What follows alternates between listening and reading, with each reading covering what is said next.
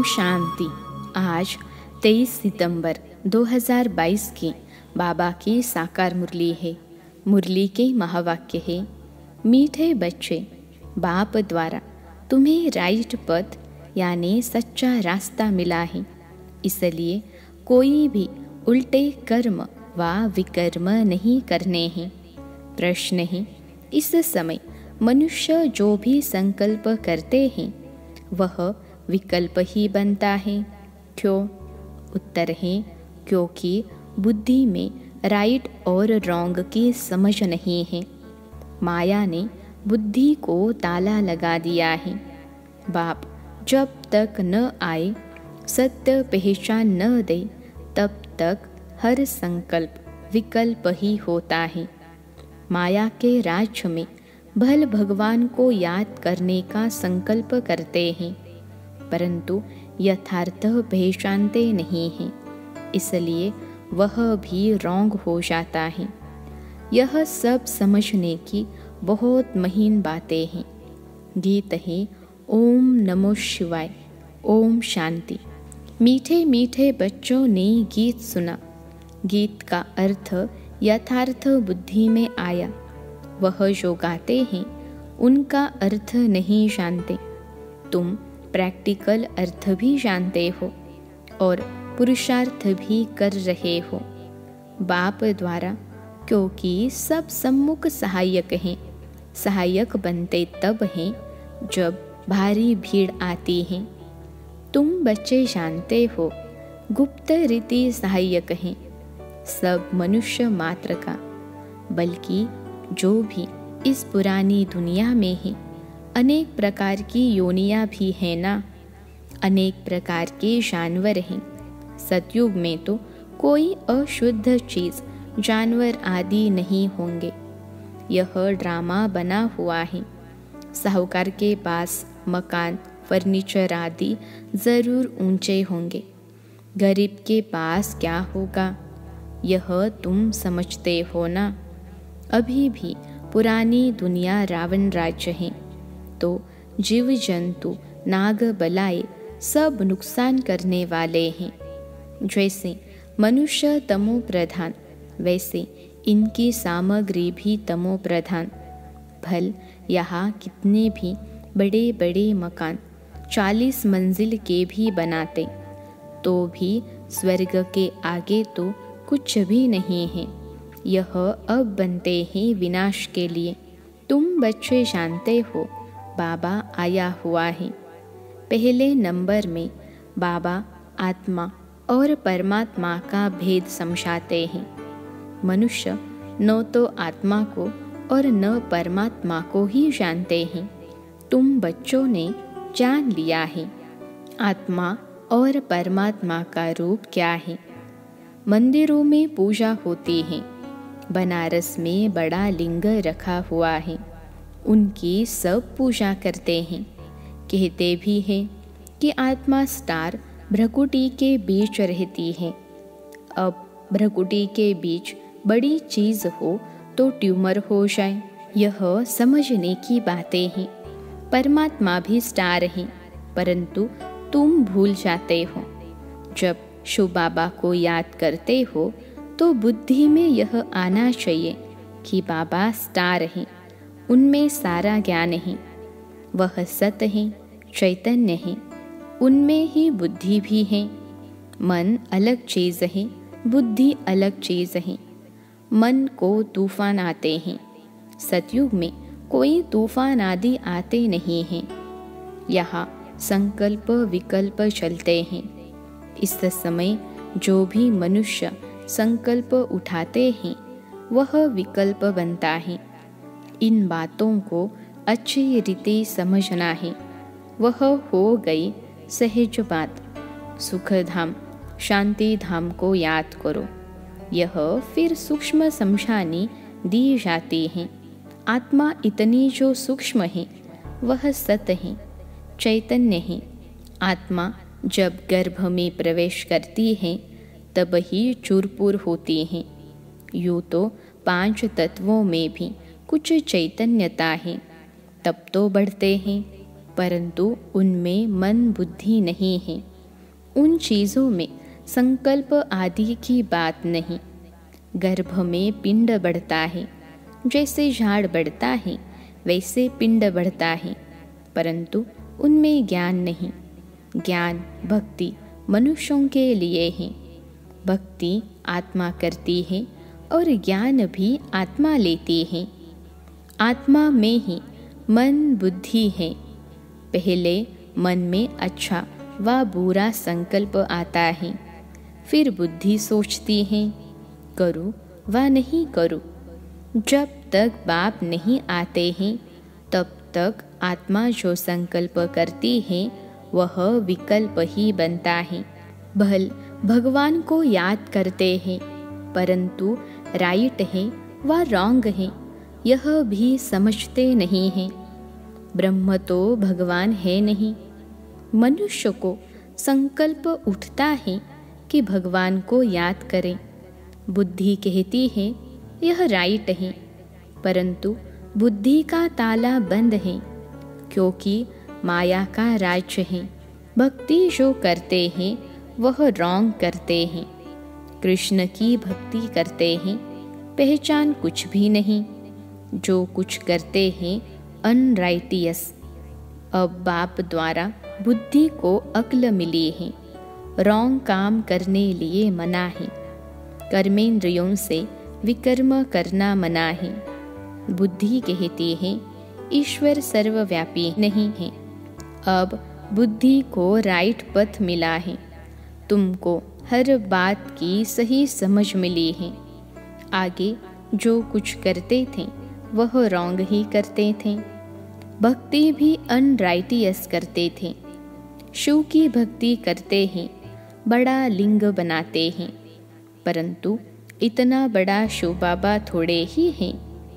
अब तुम्हारी बुद्धि का ताला खुला है, तब समझते हो सब अनराइटियस हैं। है ही झूठी दुनिया, सतयुग है सच्ची दुनिया। उसकी स्थापना किसने की? ट्रूथ एक बाप को ही कहा जाता है। वह जो सुनाते हैं सब सच बोलते हैं, सच खंड स्थापन करते हैं। यह डिटेल की बड़ी महीन बातें हैं। कोई भी यह समझ न सके। बहुत महीनता में जाना पड़ता है। बाप कहते हैं धारणा नहीं होती है तो बाप और वर्षे को याद करो। दुख धाम को भूल जाओ। मनुष्य नया मकान बनाते हैं तो बुद्धि योग पुराने मकान से निकल नए में लग जाना है। समझते हैं कि पुराना तो खत्म हो ही जाएगा।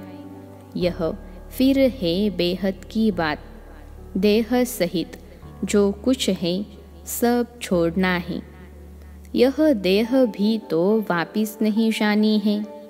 आत्मा को ही बाप के पास वापिस जाना है। बाप कहते हैं मुझे याद करो, मैं जो हूँ जैसा हूँ। तुम्हारी आत्मा में भी कैसे पार्ट भरा हुआ है। 84 जन्मों का पार्ट कितनी छोटी सी आत्मा में भरा हुआ है।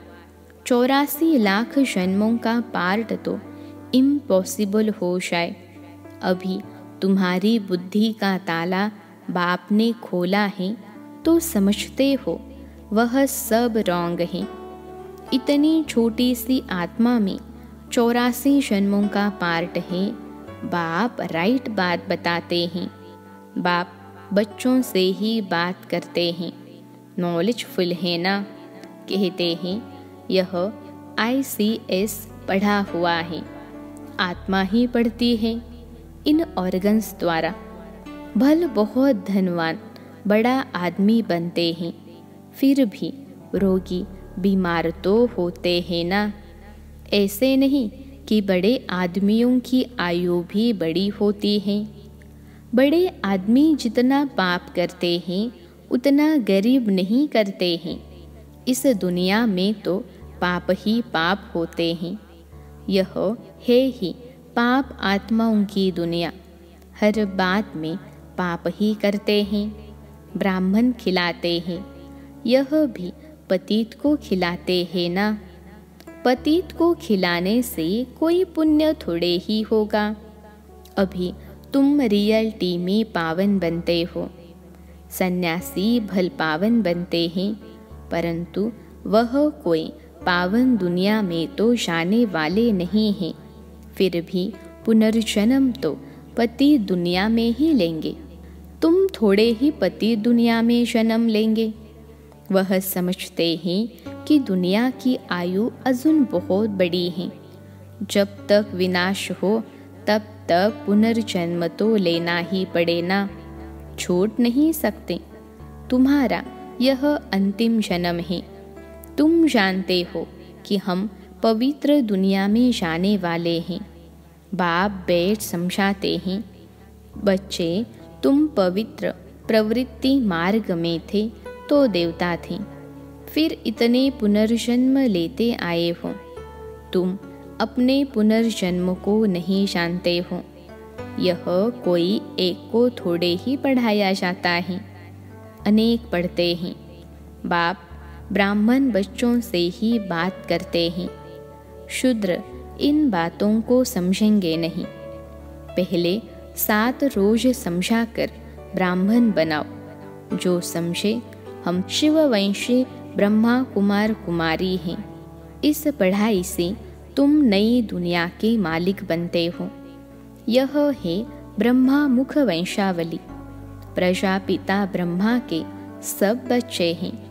उनको ग्रेट ग्रेट ग्रैंड फादर कहा जाता है। ब्रह्मा को हमेशा बड़ा बूढ़ा दिखाते हैं, जैसे क्राइस्ट हैं। क्रिश्चियन लोग पुनर्जन्म तो लेते आते हैं, ग्रेट ग्रेट ग्रैंड क्राइस्ट, परंतु वह शिव बाबा तो निराकार हैं। उनको सिर्फ फादर कहेंगे। वह है ही निराकार। उनको गॉड फादर कहते हैं। उनका कोई फादर नहीं, गुरु भी नहीं, क्योंकि वह सद्गुरु हैं। तब वे गुरु लोग कौन हैं? वह जिस्मानी यात्रा करते हैं, हम रूहानी यात्रा करते हैं। यहाँ कोई मरते हैं, कहेंगे स्वर्ग पधारा, तो यह झूठ बोलाना। आते तो फिर भी यहाँ ही हैं। कोई कहते फलाना ज्योति ज्योत समाया। अच्छा, बड़े बड़े साधु संत मर जाते हैं। अगर वह ज्योति ज्योत जाकर समाया, फिर उनकी बरसी क्यों मनाते हो? ज्योति में समाया वह तो बड़ा हुआ, फिर बरसी मनाना, उनको खिलाना पिलाना, यह तो फिर झूठा हुआ ना। वैकुंठ वासी हो गया, फिर उनको नरक का भोजन खिलाते हो। इसको कहा जाता है अनराइटियस। जो कुछ करते हैं उल्टा ही करते हैं। मनुष्यों की बुद्धि को बिल्कुल ताला लगा हुआ है। बाप कहते हैं मैं आकर ताला खोलता हूँ। माया ताला लगा देती है। कहते हैं ईश्वर सर्वव्यापी है। समझते हैं यह ज्ञान परंपरा से चला आता है। इन विचारों को कुछ भी पता नहीं है। ज्ञान और भक्ति, ब्रह्मा का दिन और ब्रह्मा की रात दोनों इक्वल होता है ना। फिर सतयुग दिन की इतनी बड़ी आयु और रात को इतना छोटा क्यों कर दिया है? ब्रह्मा का दिन और ब्रह्मा की रात दोनों इक्वल होने चाहिए ना। यह बेहद की बात है। बाप आकर सब बातें समझाते हैं। बाप को ही ज्ञान रत्नों का सागर कहा जाता है। एक एक रत्न की वैल्यू लाखों रुपया है। बाप बच्चों को समझाते हैं कल की ही बात है।